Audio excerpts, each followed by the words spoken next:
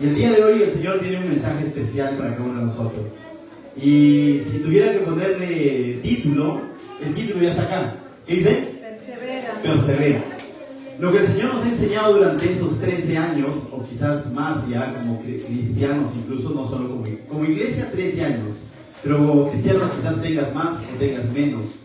Pero lo que el Señor nos viene enseñando durante estos tiempos es que a perseverar. La vida es una vida de perseverancia. No es fácil, no es automático, ¿no? El cambio muchas veces incluso no es tan automático. Sí, ocurre algo en el instante en que tú entregas tu vida a Cristo, ocurre ese nuevo nacimiento, pero después de ese nuevo nacimiento hay que crecer, y para crecer hay que alimentarnos. Para crecer hay que dejarnos guiar por el que tiene palabras de vida eterna. En ese sentido, la vida se convierte en una perseverancia continua. Un sinónimo de perseverar también es resistir cogido de su mano. Y eso es lo que hemos aprendido, mis hermanos, como iglesia. Entonces, hoy vamos a estudiar a la luz de la palabra Hechos 2.42. Quizás repetitivo para algunos, dice el pastor, cada aniversario predica Hechos 2.42.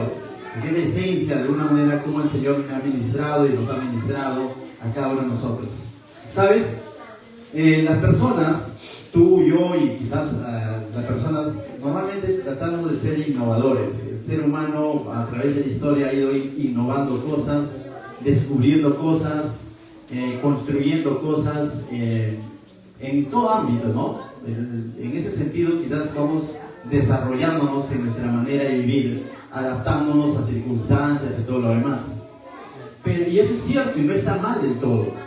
Pero cuando se trata de la iglesia, la cosa cambia un poco.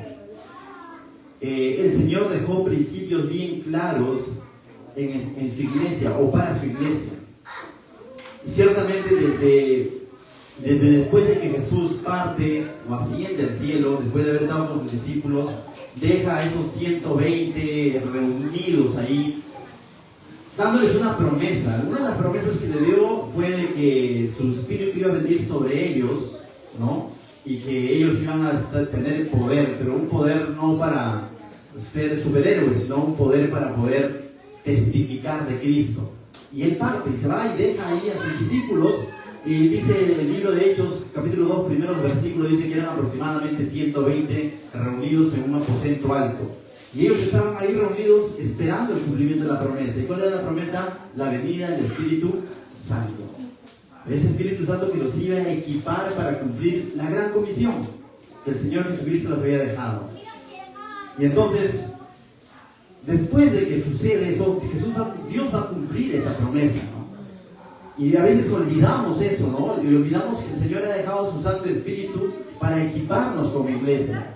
¿Y qué sucede? Que a veces, yo entiendo que una empresa tiene que innovar, ¿no? Y la sociedad muchas veces también tiene que innovar, la industria tiene que innovar, crea nuevas formas y todo lo demás, pero en cuanto a la iglesia, mis hermanos, no hay mucho que innovar, sino que obedecer principios claros que el Señor ha dejado para su iglesia. Es triste cuando a veces como iglesia queremos tomar estrategias de hombres y ponemos nuestra esperanza sobre programas, sobre estilos, sobre formas, con el ánimo de hacer crecer la iglesia. Y eso nos desenfoca de lo que Dios ha dejado a su iglesia, y Dios claramente ha dejado en qué es lo que ellos deberían de perseverar, qué es lo que ellos deberían de hacer. Y vemos entonces en el libro de Hechos, capítulo 2, en esta iglesia naciente, en estos discípulos que estaban comenzando, vemos en qué es lo que ellos perseveraban en sus inicios. Y es algo en que nosotros como cristianos y como iglesia deberíamos seguir perseverando. Si ellos, estando a unos días después de que Jesús ascendió, perseveraron en estas cosas, ¿cuánto más nosotros que estamos 2000 años después? Necesitamos perseverar en lo que el Señor ha establecido en su palabra.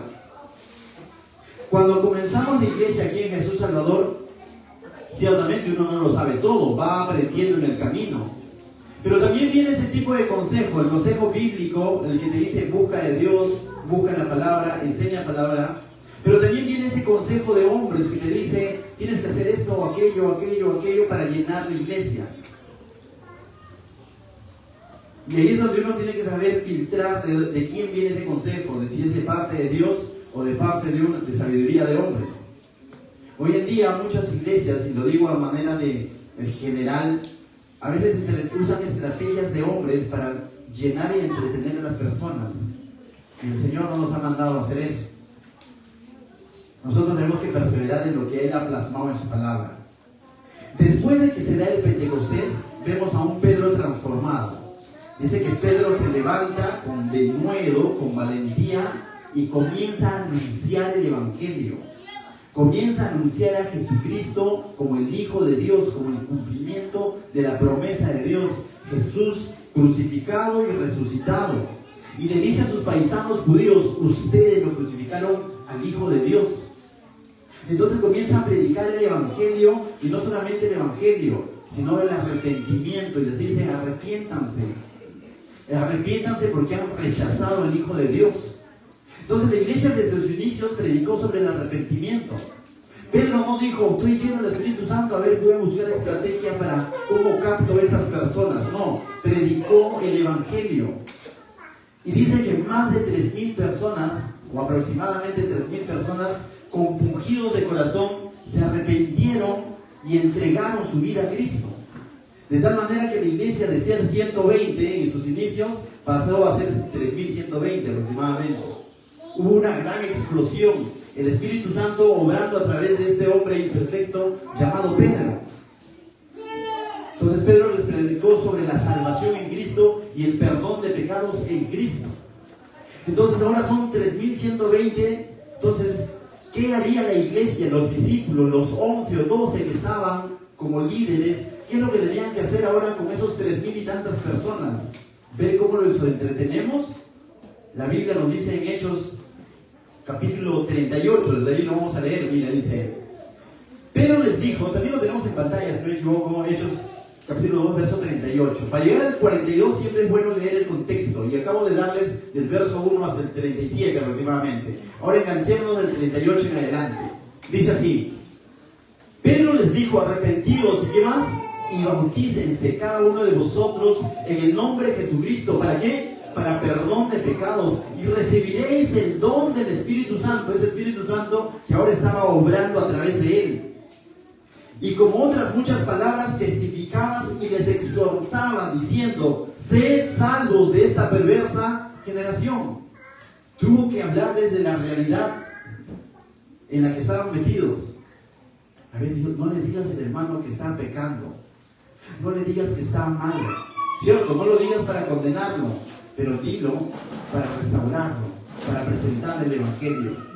Y Pedro entonces les predica, y como lo vuelvo a repetir, mira lo que dice el verso 41. Así que los que recibieron, ¿qué dice?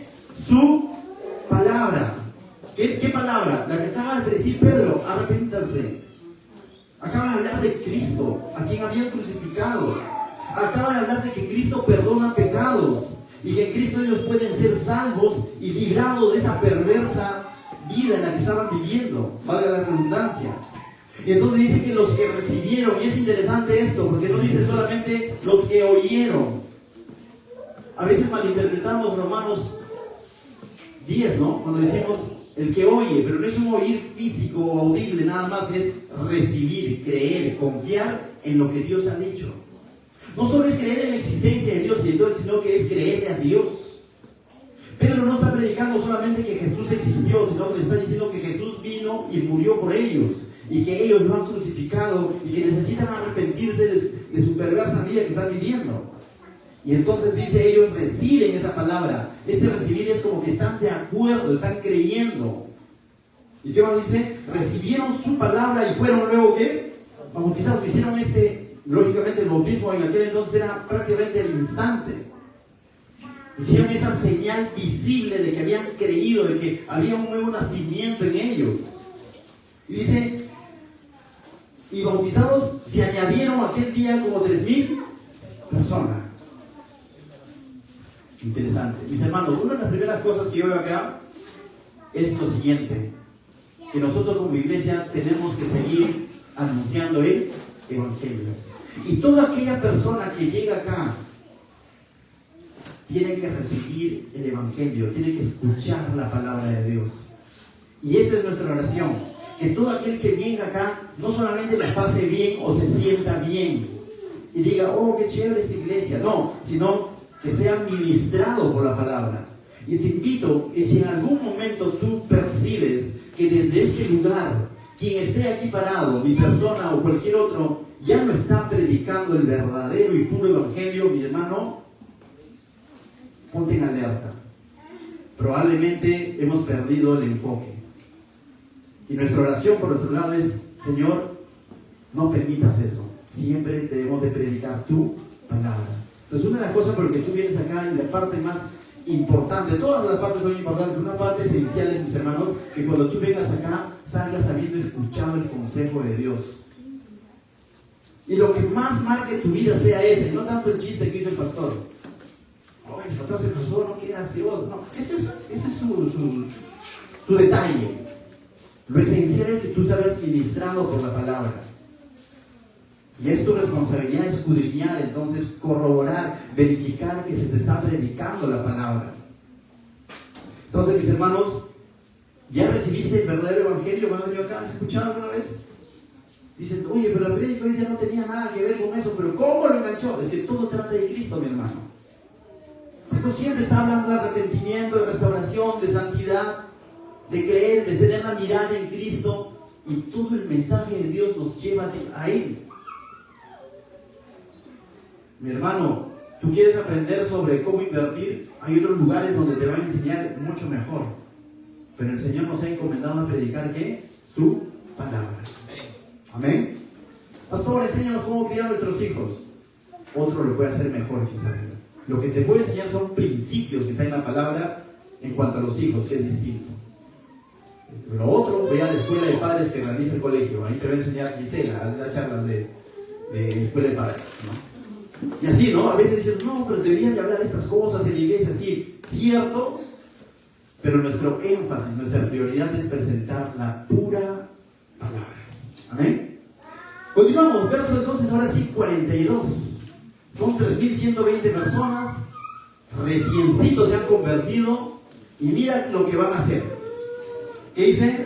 Vacaciones. No, verso 42 dice, y, este y es esa bisagra que une, ¿no? Y, ¿qué dice?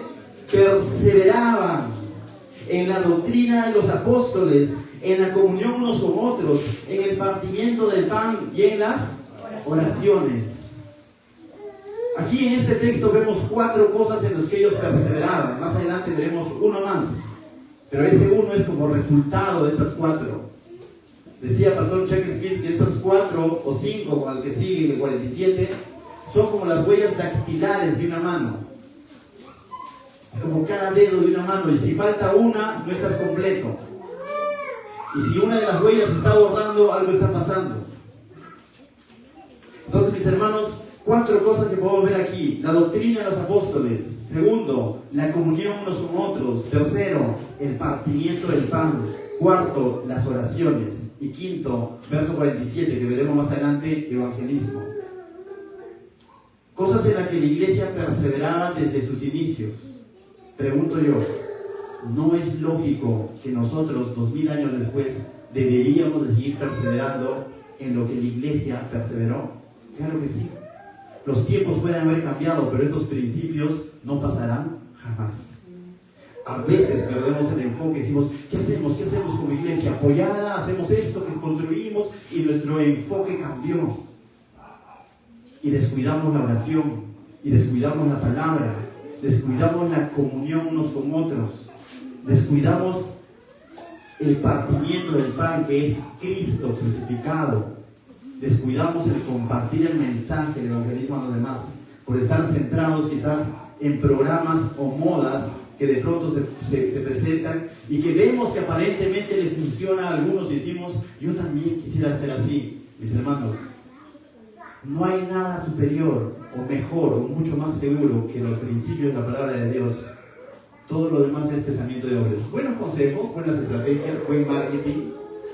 Pero mis hermanos, No dice, estudia marketing y haz crecer la iglesia. ¿Qué dice? Persevera. Ellos perseveraban. Y entonces vemos, mis hermanos, ¿qué es perseverar? Básicamente perseverar es como una expresión de cogerte de la mano del Señor y dejarte llevar. No tanto es una perseverancia que nace en nuestras fuerzas, sino al contrario, es un reconocimiento que no vamos a poder. Entonces, Señor, llévame. No está hablando de un perseverar de hombre, que yo, que en base a mi esfuerzo, he hecho esto. No, toda esta perseverancia es en el Señor. ¿Has escuchado el texto que Pablo dice, todo lo puedo en Cristo que me fortalece? No está diciendo todo lo puedo en Cristo porque soy fuerte, sino que me fortalece. Y el contexto que nos dice que él pudo soportar escasez, hambre, desnudez y muchas otras cosas porque Cristo era el que le fortalecía. Tú vas a poder, nosotros, tú y yo, vamos a poder perseverar en la medida en que nos dejamos llevar por el Señor. No en la medida que digamos somos fuertes, o inteligentes, o talentosos. Eso es como persona y también como iglesia, mis hermanos. Si algo hemos aprendido en este tiempo es el dejarnos llevar por el Señor. Entonces, cuando dice perseveraban en la doctrina de los apóstoles, quizás para algunos esta palabra doctrina puede sonar como ¿cómo se come, no? O sea, ¿qué es doctrina? Es que perseveraban en la enseñanza de los apóstoles. Y ahora tú puedes decir, pastor, pero los apóstoles ya no están. O son los apóstoles del YouTube que ponen ahí apóstol tal. No, ellos no son. Cuando la Biblia está diciendo la doctrina de los apóstoles, es lo que los apóstoles en ese instante, que eran 11 o 12 con Matías que lo habían elegido, enseñaban. Y ahora yo te voy a explicar a la luz de la palabra qué es lo que ellos enseñaban. Para eso te pido que vayas en tu Biblia a Juan 17. En Juan, el Evangelio de Juan 17, verso 8, puedes ir en tu Biblia o tomar nota. Vemos primero que estos apóstoles, esta doctrina al cual está haciendo referencia, que en la que están perseverando, en esta enseñanza, en la que ellos están perseverando, en la que la iglesia está perseverando, los apóstoles tuvieron que haberlo recibido de alguien más. Tuvieron que haberlo aprendido de algún lugar, de alguien. Ya sé, aprendieron de Abraham. No. Mira que lo dice Juan 17, verso 8. Dice, Jesús hablando, ¿no? Dice, porque las palabras que me diste, Jesús está haciendo Juan 17 es la oración que Jesús hace, ¿no? Al Padre. Y dice, porque las palabras que me diste, ¿qué dice? Les he dado. ¿Y ellas qué? Las recibieron. Mis hermanos, los apóstoles fueron instruidos de una manera directa de parte del Señor. Por eso es que en los primeros años, cuando se formó la Biblia, ellos eran los autorizados de escribir, pues. Y es por eso que también fue uno de los criterios que se usó para que conforme sus escrituras de estos apóstoles que estuvieron con Jesús y recibieron de primera mano a Jesús, esos escritos sean parte de la Biblia. Entonces dice, Jesús claramente dice, las palabras que me diste, ¿y quién se las dio a Jesús? El Padre. Dice, yo se les he dado y ellos la recibieron. ¿Y qué dice? Y han conocido verdaderamente que salí de ti. Esa enseñanza, esa palabra, esa verdad que Jesús les ha dado a los apóstoles estaba centrado en que Jesús es el Hijo de Dios. Evangelio puro, doctrina pura. No les he enseñado cómo reparar un auto. Les he enseñado quién es Él y lo que Él iba a hacer. Y eso es el Evangelio. Reconocer que Jesús es el Hijo de Dios y que Él fue a una cruz a pagar por mis pecados. ¿Y de quién lo aprendieron los apóstoles? Jesús está diciendo que de Él. Y continúa el texto, dice, y han conocido verdaderamente que salí de ¿qué? De ti. Y han creído que ¿qué? Que tú me enviaste con un propósito. Salvar al mundo. Verso 14, nos adelantamos un poco. En el mismo capítulo 17 dice, yo les he dado tu palabra y el mundo, ¿qué dice? Los aborreció, porque no son del mundo, como tampoco yo soy del mundo. Mis hermanos, esta palabra que Jesús les da a los apóstoles y que hoy en día nos da a nosotros, va a transformar nuestra vida y que muchas veces va a ser principios que son contrarios al mundo. te dice que el reino de Dios es un reino al revés. Un ejemplo, ¿no? En el mundo, líder es el que está arriba, ¿no? Líder o mayor o superior es el que manda, y en el que los demás están a su servicio. Pero en el reino del Señor Jesús es al revés, ¿no? Mayor, ¿quién es? El que está abajo y sirve. En el mundo, tú me haces un daño y yo te hago el doble, ¿o no? En el mundo es así. En las cosas del Señor es que tú me haces un daño y te pago con un bien. ¿Te has dado cuenta que vivimos un reino al revés? Y ellos han recibido, dicen, la palabra, la verdad, y ahora el mundo los aborrece. Y el mundo como sistema, y algunas veces se personifica en algunas personas, ¿no? Pero como sistema, el mundo es anticristiano, en contra de Dios. De tal manera que cuando el cristianismo comienza a salir a la comunidad, van a decir como cuando Pablo estuvo en Éfeso, están trastornando al mundo entero. Les va a incomodar. Cuando por ahí sales y dices, Dios ha creado varón, mujer, ¿qué dirá el mundo sensible que hoy en día está a la moda con la ideología de género? Retrógradas, cristianos, conservadores. Pero es lo que el Señor nos muestra y nos ha enseñado, y lo vemos de la creación. Tenemos que trastornar el mundo, mi hermano, así el mundo te aborrezca. No estoy diciendo que vayas y te busques roca de gratis, no. Pero sí que vivamos la palabra. Volviendo al texto, dice, yo les he dado tu palabra y el mundo los aborreció porque no son del mundo, como tampoco yo soy del mundo. Verso 15, no ruego que las quites del mundo. Entonces Jesús dice, no ruego que quite a sus discípulos del mundo, ¿no? Porque lo más fácil hubiera sido que se los lleve. Y todos los demás, ¿cómo quedábamos? Dice, no ruego que los quites del mundo, sino que los guardes del mal, los cuides. No son del mundo como tampoco yo soy del mundo. Verso 17 que dice, santifícalos en tu verdad, tu palabra es verdad, mi hermano. En resumen, volviendo al tema del día de hoy, ¿de quién recibieron ellos o quién es lo que los apóstoles enseñaban? Lo que habían aprendido del Maestro. Y lo vemos en la gran comisión, por tanto, id y haced discípulos a todas naciones, guardando lo que les he enseñado. Y entonces la iglesia en sus inicios estaba perseverando, decirlo de otra manera, en la enseñanza de Jesús. Pregunto, hoy, 2000 años después, ¿será necesario seguir perseverando en la enseñanza de Jesús? Claro que sí. Como iglesia, es más, a través de la historia de estos 2000 años, la iglesia como tal, institucionalmente, muchas veces se ha contaminado y ha hecho alianzas con el Estado y una serie de herejías se han metido al cristianismo, por así decirlo, pero Dios siempre ha tenido un remanente. Por cierto, cuando se da la reforma, no es que se crea una nueva iglesia, sino se vuelve a lo que lo llamaban los reformadores, a la sola escritura. ¿Por qué sola escritura? Porque la iglesia en esos 1500 años había introducido otras enseñanzas de hombres que no estaban de acuerdo a la palabra de Dios, y a eso lo llamaban dogma. Y las personas vivían creyendo esas falsedades. ¿Y qué es lo que hacen los reformadores? Dicen, volvamos a la sola escritura. La escritura es la autoridad, la única autoridad infalible dada por Dios en materia de fe y conducta.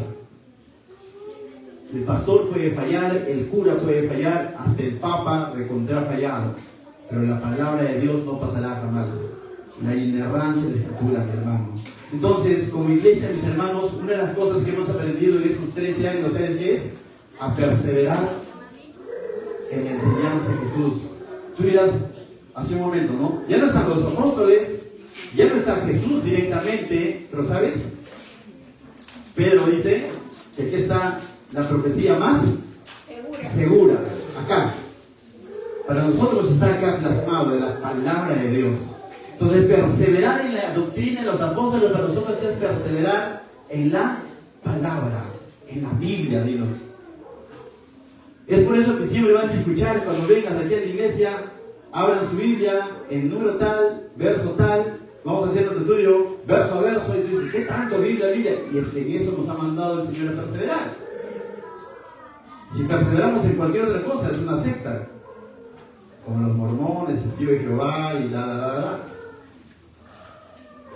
Lo segundo, mis hermanos, en los que la iglesia perseveraba, volviendo a Hechos 2:42, dice, en la comunión unos con otros. Por ahí has escuchado, la comida une. Amén. Por eso cada último domingo del mes tenemos torta, ¿no? Esa es una forma de tener comunión, pero no es la definición en sí de koinonía o de comunión. La palabra que se usa acá en la comunión unos con otros en el griego es koinonía, que es participar, compartir unos a otros. Es decir, participar o koinonía o compartir unos con otros, compartir mis cargas o participar de tus cargas, participar de tus alegrías, en las buenas, en las malas, en todo tiempo, no solo es llevarnos bien, es entender que somos una familia. Por eso que para nosotros el decirnos hermano no solo debe ser un cliché o un saludo que está de moda, sino es porque así lo vemos, que espiritualmente tenemos un mismo Padre. Es más, Pablo enseña que somos diferentes, somos distintos, somos diversos, diferentes miembros, pero que pertenecemos a un mismo cuerpo. Podríamos decir que en nuestro cuerpo cada órgano, cada extremidad está en su lugar y cumple su función, y por lo tanto está en koinonía, participando uno del otro, de tal manera que si de pronto te falla la vista, todo el cuerpo se afecta. Te falla la nariz, todo el cuerpo se afecta. No le dice la mano a tu problema, sino somos uno. Entonces, cuando dicen que participaban o perseveraban en la comunión unos con otros, es que ellos estaban cumpliendo este principio de compartir sus cargas. Y más adelante incluso va a dar ejemplos prácticos de cómo es que ellos compartían. Mis hermanos, en sus inicios la iglesia prácticamente era una familia. Y es más, esa familia recobraba incluso a veces mayor importancia que la familia sanguínea. No te estoy diciendo que te aísles de tu familia sanguínea. La familia sanguínea en la que nosotros hemos nacido, el Señor nos ha dado así, tú no lo has escogido. Pero tu familia espiritual muchas veces tú has elegido, porque tú has elegido congregarte en este lugar, en esta iglesia local. Por ende, mis hermanos, si tú perteneces a Jesús Salvador, somos llamados a estar en comunión unos con otros, en participar unos con otros. ¿De qué manera, pastor? Interesándome por mi hermano, por mi prójimo, orando por mi hermana, orando por mi hermano, extendiendo la mano a mi hermano, o abriendo mi corazón, ¿por qué no? Porque también es bueno ayudar, sí, ¿no? Es bueno ayudar. ¿Es bueno orar por otros? Claro que sí. ¿Somos llamados a hacer eso? Claro que sí. Pero a veces, mis hermanos, hay un detalle. Muchas veces, y este detalle es mucho más difícil de detectar. ¿Sabes qué es? El orgullo.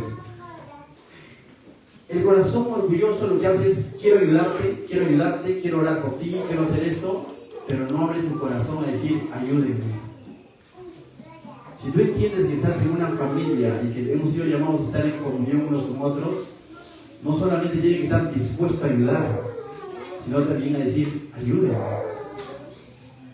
Tengo esa necesidad espiritual o emocional, pero abrir tu corazón. Pero muchas veces hay un factor llamado orgullo que te dice, no lo hagas, no lo hagas.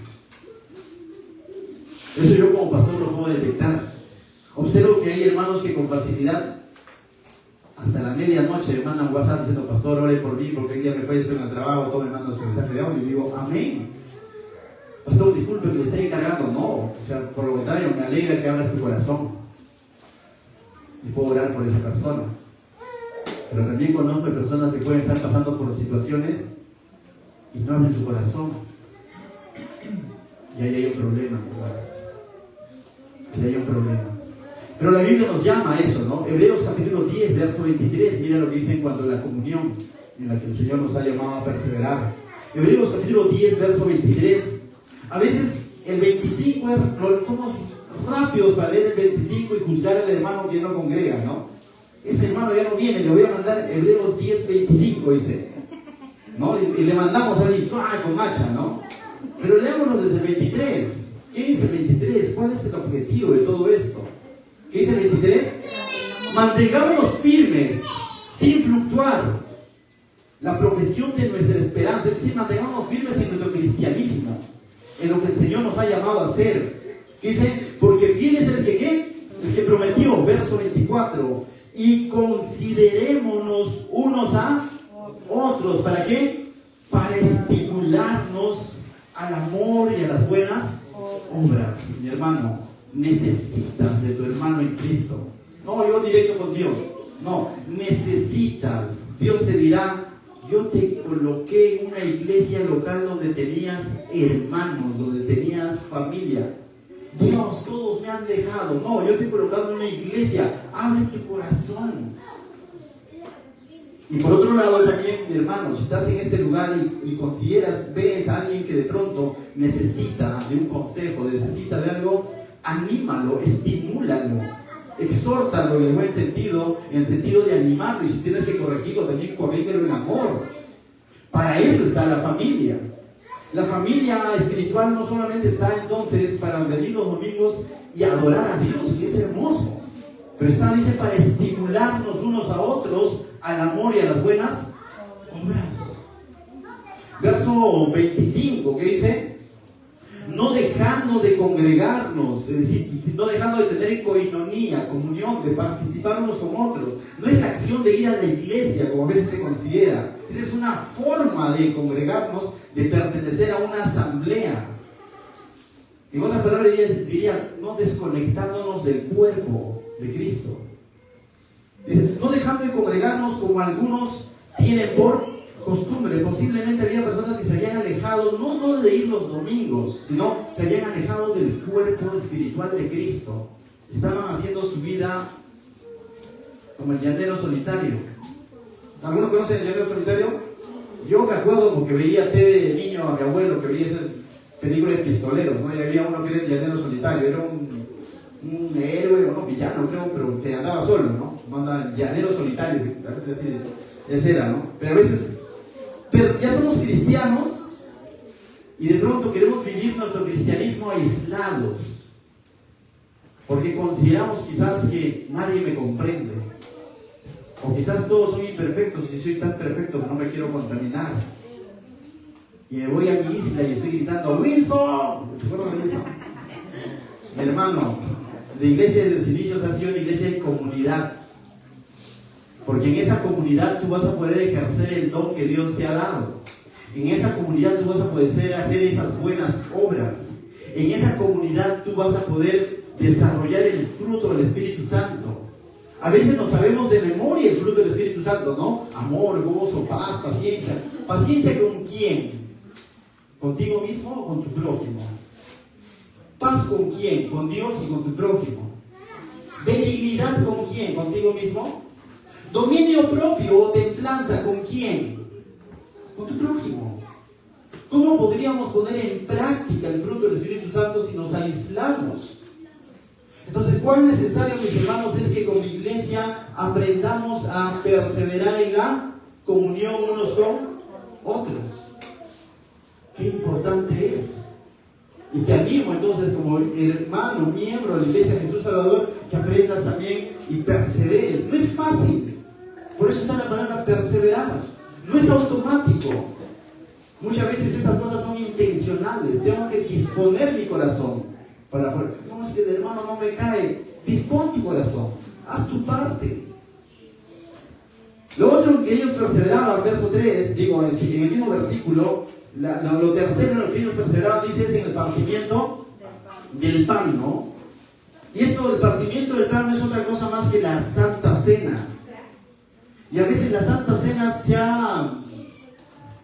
hay dos maneras de ser la Santa Cena. Pensar que es cualquier acto, ¿no?, en la que participo sin tener entendimiento de lo que significa, y como todos lo hacen, y como fui el primer domingo del mes, mira, hoy ya había Santa Cena, bueno, pues tomaré la uva. O a veces lo llevamos a un extremo de pensar que es un ritual donde solo algunos deben de participar. participar en la Santa Cena, eso es solo para los viejitos, o solo para los santos, ¿no? Y nos vamos a los extremos. En realidad, mis hermanos, la Santa Cena es lo que el Señor Jesús dejó para su iglesia, para que su iglesia también, dice, perseveraba en esto. Es decir, ellos lo hacían probablemente cada vez que se reunían. Nosotros como Jesús Salvador lo hacemos una vez al mes. ¿Pero qué es la Santa Cena? Pablo lo explica, es conmemorar, recordar el ¿qué? El sacrificio de Cristo. Iglesia o cristiano que olvida en qué consiste el sacrificio de Cristo, entonces está desenfocado. Mis hermanos, cuando nosotros recordamos quién es Cristo y lo que Cristo ha hecho por ti o por su iglesia, es volvernos a reenfocar. ¿Por qué lo digo? Es necesario, mis hermanos, mantener presente el sacrificio de Cristo. ¿Cuál es el? Pablo lo desarrolla en 1 Corintios 2, capítulo 11, no lo voy a leer, pero dice: tomad, comed, este es el pan que por vosotros, ¿qué? Este es mi cuerpo que por vosotros será partido. Ahí les habla en futuro, pero para nosotros ya fue partido. Bebed, esta es la copa del nuevo pacto, esa copa que representa su sangre como el que Él derramó en la cruz para pagar por nuestros pecados. Hay otro pasaje que dice que con su sangre preciosa nos ha comprado. Mi hermano, podemos estar avanzando como iglesia en los estudios de verso a verso, podemos llevarnos bien, ayudarnos unos a otros, podemos estar perseverando en esas cosas y de pronto pensar que es porque somos recontra super espirituales y mira, nosotros somos mejores que otros. No. Cuando vamos al sacrificio de Cristo vamos a entender que todo es gracias a Él. Cuando tengamos el autoestima tan alto que pensar que es por nuestro talento, el sacrificio de Cristo nos va a recordar que todo nació en la cruz. Y cuando estamos tan bajoneados pensando que lo hemos fallado, el sacrificio de Cristo va a mostrar el perdón de Cristo. ¿Cuán necesario es que el cristiano o la iglesia constantemente tenga a Cristo y su sacrificio presente? Porque eso va a marcar nuestra forma de vivir. Entonces, mis hermanos, la iglesia perseveraba en esto, porque en la Santa Cena lo que hace es anunciar la cruz, y no solamente la cruz, recordarnos la resurrección, porque dice: hagan esto en memoria de mí hasta que yo venga o vuelva. Entonces eso también mantiene viva nuestra fe, nuestra esperanza, es decir, hermanos, cuando celebramos la Santa Cena, dice hasta que Él venga. Entonces mantenemos nuestra mirada puesta en Él. Entonces es necesario, mis hermanos, perseverar en esto. En el mismo verso, el siguiente punto, ¿en qué es lo que perseveraban? Dice, en las oraciones, y vamos terminando. En las oraciones. Mis hermanos, las oraciones es esa acción que toma el ser humano que nos enlaza con Dios, es esa comunión con Dios. No es un rezo, sino es una muestra, una expresión de dependencia del Señor. Y que va a enlazar incluso cada una de las otras cosas. Por ejemplo, cuando Dios me habla a través de su palabra, cuando estoy perseverando en el estudio de su palabra, y Dios me ha hablado, ¿qué es lo primero que tengo que hacer o qué es lo que va a despertar en mí? ¿Cierto? Obediencia. Pero una de las cosas que va a despertar en mí es la oración, decirle: gracias Dios por tu palabra. Cuando de pronto estoy en comunión con mi prójimo y me entero que mi prójimo está pasando situaciones difíciles, ¿qué voy a hacer? Mínimamente orar por esa persona. Cuando vengo a la Santa Cena y entiendo y recuerdo nuevamente el mensaje de la cruz y identifico que estaba llevando una vida no digna del verdadero cristianismo, ¿qué es lo que voy a hacer? Voy a orar para arrepentirme. Entonces la oración, mis hermanos, es fundamental, y como iglesia tenemos que aprender a perseverar en esto. Por eso que tenemos nuestra reunión de oración todos los martes. Una vez que, mis hermanos, perseveramos en la palabra, estamos perseverando en la comunión unos con otros, estamos perseverando en recordar a Cristo, estamos perseverando en las oraciones, entonces eso va a causar transformación en nuestra vida, y por ende vamos a evangelizar de una manera natural. Sin que nadie te esté obligando o comprometiendo. Naturalmente tú vas a exponer a Cristo a a las personas, vas a mostrar a Cristo a las personas. Se haga con naturalidad. Ya no lo vas a hacer por religiosidad o por obligación. Mira lo que sucedió con la iglesia después de que ellos perseveraban en esto, dice el verso 43. Como consecuencia, como resultado de lo que ellos estaban haciendo. Verso 43 dice, y sobrevino, ¿qué dice? Temor a toda persona. Y muchas maravillas y señales eran hechas por los apóstoles. Sobrevino, dice, un temor, pero no es un temor de miedo, sino un temor limpio que nos acerca a Dios. En Proverbios 1:7 dice que el principio de la sabiduría es el temor de Jehová, es el tener en cuenta a Dios. La iglesia, al perseverar en estas cosas, tenía en cuenta a Dios. Y por tanto van a suceder maravillas, van a suceder señales. Dice, verso 44 dice, y todos los que habían creído estaban, ¿qué? Juntos, y tenían en común todas las cosas, de manera práctica, estaban teniendo comunión.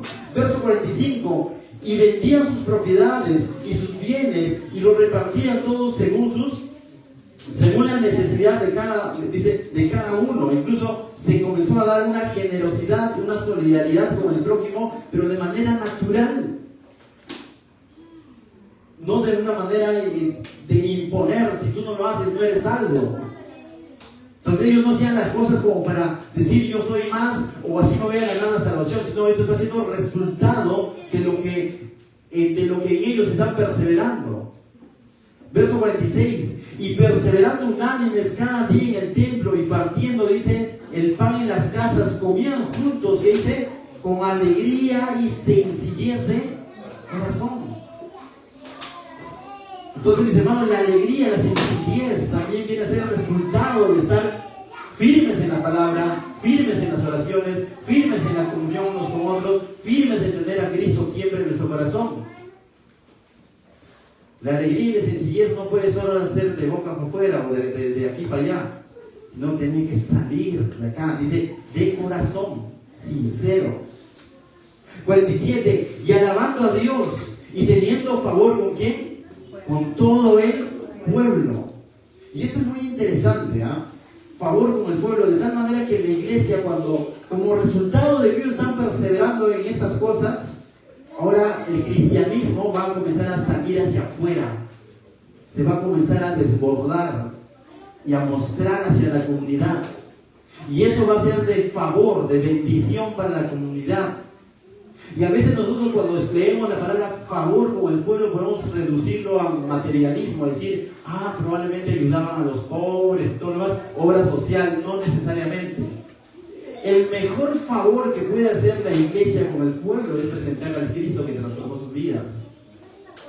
El mejor favor que tú puedes hacer a un hermano, a un vecino, a un colega, a un cliente, a un pasajero, ¿sabes qué es? No solo extenderle la mano, eso lo hace hasta el incrédulo y el político ahora en elecciones. El mejor favor que tú puedes hacer es presentarle el Evangelio de Cristo que transformó tu vida. Es por eso que dice ahí, y el Señor añadía cada día a la iglesia a los que habían de ser.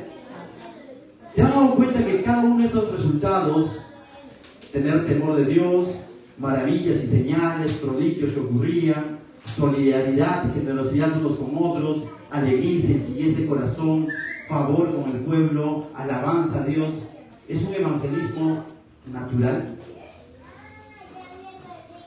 De tal manera que no te ves en la necesidad de agarrar a bibliazos a tu compañero de trabajo, sino con tu vida transformada le estás mostrando en quién has creído.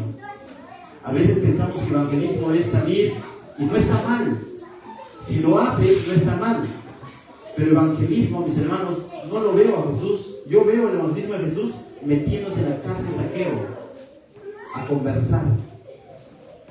Veo el evangelismo de Jesús hablando con la mujer samaritana, haciéndole preguntas.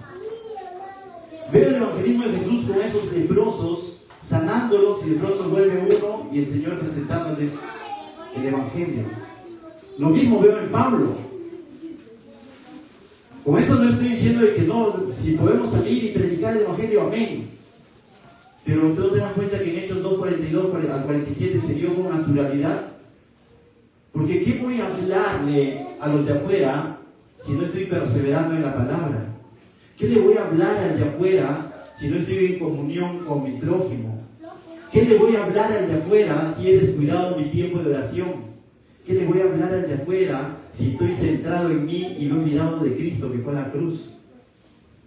Y ni a la Santa Cena ya participo.